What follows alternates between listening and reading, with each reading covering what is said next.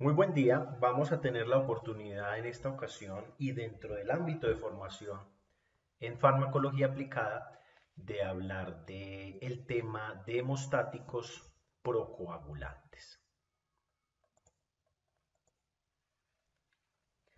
Ya hemos tenido la oportunidad de indagar alrededor de los elementos patológicos relacionados con el fenómeno de hemostasis y coagulación. Y en una actividad previa discutimos el papel de sustancias que iban en contra de la formación del coágulo, precisamente porque la formación de este mecanismo hemostático pues iba a implicar que se generara obstrucción circulatoria y por lo tanto alteración a nivel de los tejidos. En este bloque nos vamos a ir al contrario. No se forma adecuadamente los fenómenos hemostáticos, no se están formando adecuadamente coágulos y por lo tanto se requieren aquellas sustancias que de alguna forma limiten esa posibilidad de sangrado. Por eso se conocen como agentes hemostáticos o protrombóticos. La mayoría de estos agentes tienen como un objetivo global generar estimulación a los diversos mecanismos que pueden orientar la hemostasia. O por otro lado pueden lograr frenar aquellos elementos que inhiben el fenómeno. Se puede hacer a través de este fenómeno o de mecanismos duales.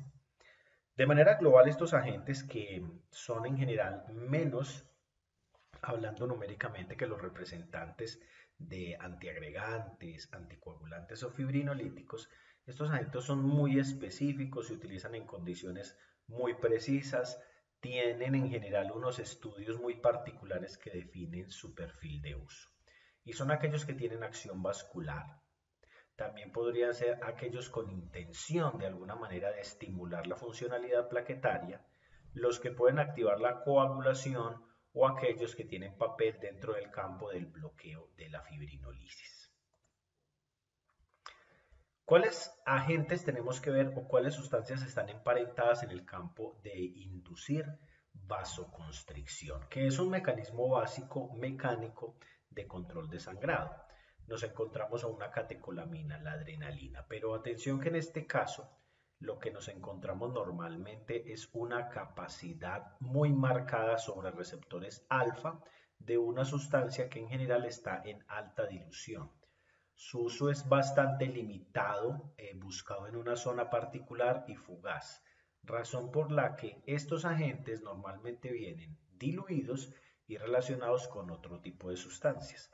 Para este caso va a ser frecuente la presentación de la lidocaína con diluciones de adrenalina en 1,50.000 o en 1 en 80.000. Pueden presentarse en presentaciones denominadas cárpulas y esta presentación es muy frecuente que se utiliza en el campo del manejo odontológico, de anestesia y de control de sangrado. Hay unos agentes que se han destacado por su supuestamente acción capilar y se resalta el etamcilato. Parece ser que tiene que ver además con fenómenos o bloqueo de fenómenos oxidativos y los estudios no han sido muy claros en determinar el impacto y la eficacia. Por eso en el campo clínico el etamcilato está en discusión desde su actividad farmacológica, a pesar de que lo tenemos disponible en el mundo para tratar de limitar eventos de sangrado. ¿Cuándo van a encontrar este tipo de sustancias? En prevención o en manejo de sangrado asociado a intervenciones quirúrgicas de riesgo, donde no se puede generar un control tan directo del sangrado como en el campo urológico.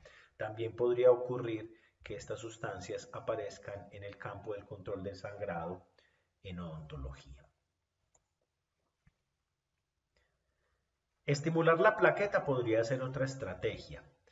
Esta estrategia se puede lograr a partir de la utilización de desmopresina, que es un paralelo o está emparentado de manera muy cercana a la vasopresina, péptido asociado a la hormona antidiurética. El efecto hemostático tiene que ver con tratar de incrementar factores de coagulación, factores procoagulantes o derivados del endotelio o relacionados específicamente con las capas del vaso sanguíneo. La desmopresina viene en varias presentaciones. La que nos interesa en este campo es la que se relaciona con la aplicación parenteral. Su uso es bastante frecuente en el escenario de hepatopatías o cuando se induce por algún motivo una trombopatía funcional, hay un bloqueo importante de la función plaquetaria, que en general no es tan fácil de manejar, pero podríamos tener una opción para aquellos pacientes de muy alto riesgo, poder darles la oportunidad de que utilicen desmopresina. Recuerden que en este caso aparece para colocarse en forma endovenosa.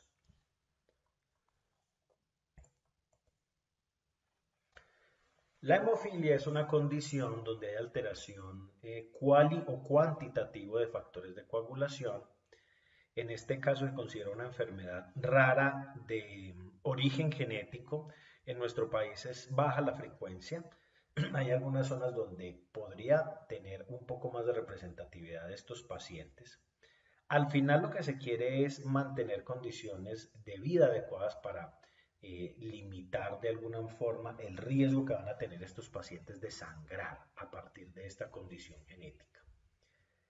Cuando hay una presentación leve del cuadro, podría utilizarse desmopresina para limitar sangrados o también podría colocarse concentración de factores cuando arranquen los sangrados específicos en esta población.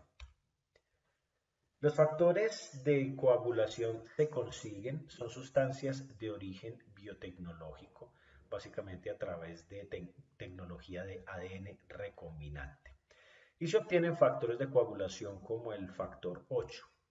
Generan una hemostasia bastante efectiva, tienen una semivida de eliminación, sin embargo, relativamente corta, y uno de los limitantes de utilizar este tipo de factores en el ámbito de salud pública se reviste o está relacionado es con el costo, en el costo tan alto que puede tener mantener a los pacientes con este tipo de factores que son ampliamente efectivos, pero limitantes en función de los recursos que pueda tener un sistema de salud para soportar este manejo. La vitamina K se considera el antídoto natural para la sobreanticoagulación con cumarínicos. Y en este caso el cumarínico que utilizamos corresponde a la warfarina. Hay varias formas de vitamina K, desde la K1 hasta la K3. No hay que olvidar que la vitamina K, la menaquinona, se relaciona con la producción de la flora intestinal. El consumo que nosotros tenemos de fitovitamina K corresponde a aquellas plantas o verduras que tienen altos contenidos. Se destacan la espinaca, la alcachofa. Cuando se administra no esperaríamos tener mayor problema. Los niños, los neonatos, los recién nacidos, normalmente reciben dosis de vitamina K debido a la inmadurez de la funcionalidad hepática y a la limitada producción de factores de coagulación relacionados con la vitamina K y se les coloca como un elemento suplementario. Pero también aparece en otras condiciones, pacientes con desnutrición, pacientes con hepatopatía, cuando hay una alteración importante de la flora intestinal debido a una antibiótico-terapia manejada adecuada o inadecuadamente que podría alterar la producción además de vitamina K.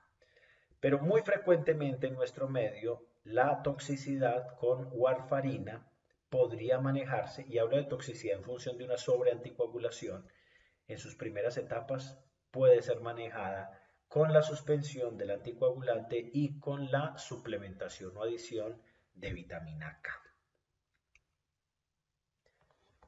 Los sangrados a nivel odontológico son bastante frecuentes.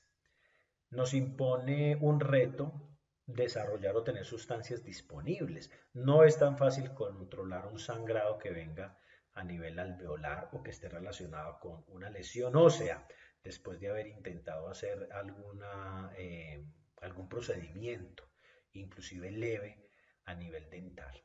Razón por la que han aparecido sustancias que tienen un papel relevante en estas situaciones. Y una para destacar es el ácido tranexámico. Es un análogo de lisina. Lo que hace este ácido tranexámico es bloquear la formación de plasmina. No se les olvide, hay unas etapas donde el plasminógeno se convierte en plasmina y así se puede empezar a eliminar la fibrina y obviamente alisar un coágulo. Si se inhibe la formación de plasmina, se estabiliza el coágulo como tal. Es agente activo tanto por aplicación parenteral como por aplicación vía oral y eso es una ventaja para la disponibilidad de este tipo de sustancias. Aquí tenemos el mecanismo global. El endotelio produce TPA o activador tisular de plasminógeno que en condiciones fisiológicas, al unirse al plasminógeno, se convierte en plasmina, se activa como plasmina y al unirse a la fibrina se generan los productos de degradación de la fibrina, tal cual como vemos en el esquema de la izquierda. En el de la derecha, a esta persona particularmente o en este esquema, aparece la utilización del ácido tranexámico, que como análogo de lisina y por sus características particulares se une al sitio de clivaje o al sitio activo del plasminógeno, posteriormente será plasmina, y a pesar de que el activador tisular de plasminógeno se una, no va a permitir luego que exista un acople con la fibrina, dándole estabilidad y por lo tanto permitiendo que el coágulo persista. Y la persistencia del coágulo va a hacer que se genere control del sangrado. Se absorbe muy bien del tracto gastrointestinal. La presentación más frecuente que tenemos por vía oral es de 500 miligramos. Muy buena distribución. La unión a proteínas plasmáticas se considera en general baja. Se elimina fundamentalmente por vía urinaria de manera inalterada, razón por la que la funcionalidad renal es importante tenerla en cuenta en el ámbito de uso del ácido tranexámico. Los eventos adversos son más bien ocasionales, puede darse el caso de presentarse hipotensión. Estos eventos adversos son dosis dependientes, a mayor dosificación se van a presentar más frecuentemente y es muy raro que los pacientes se expongan o presenten fenómenos trombóticos, pero hay que tener en cuenta que es un riesgo relacionado con el uso de estas sustancias, sobre todo tras exposiciones de dosis altas por vía parenteral. El riesgo de convulsiones casi que se limita a aquellos pacientes que ya tengan de alguna forma antecedentes o fenómenos epilépticos. Por esta condición hay que siempre hacer una muy buena historia clínica relacionada con este tipo de intervenciones. En Colombia no hay una claridad específica por parte del INVIMA. Tenemos dos registros en este momento por parte del INVIMA que avalan al ácido tranexámico tanto por vía oral como por vía parenteral con presentaciones muy similares. Vean que por vía oral vienen tabletas de 500 miligramos y por vía parenteral nos encontramos ampollas de 500 miligramos en cada 5 mililitros.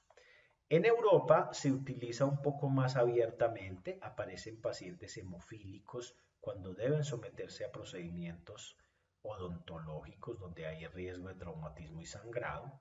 En el tratamiento del sangrado menstrual abundante, persistente y cíclico también empieza a tener cabida, o cuando se hacen intervenciones en próstata o por vía urinaria donde difícilmente se podrá hacer un control hemostático, también aparece un papel relevante para estas sustancias.